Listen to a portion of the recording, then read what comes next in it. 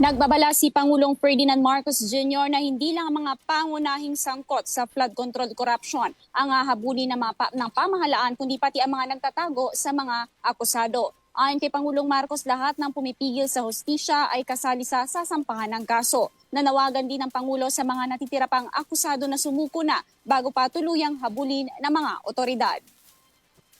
Ang aking payo sa inyo ay sumuko na kayo. Huwag nyo nang antayin na habul-habulin pa kayo.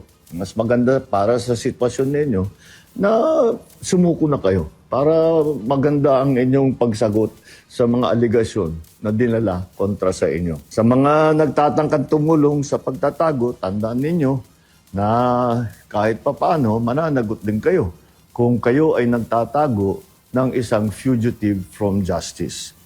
Tuloy-tuloy po ito. Hindi kami titigil, hindi kami hihinto.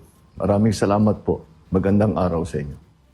Git ng Pangulo, habang mas tumatagal ang pagtatago ng mga sospek, mas lumulubha ang kanilang sitwasyon. Ang tanging paraan anya para matulungan sila ay ang kusang pagsuko at pagharap sa mga paratang. Kanina, inilabas na ng palasyo ang mugshots ng 6 na naaresto dahil sa flood control scam. Kabilang dito sina DPWH Mimaropa Chief Gerald Bacanan, Jean Ryan Altea, Ruben Santos, Dominic Serrano, Felizardo Casuno at Juliet Calvo.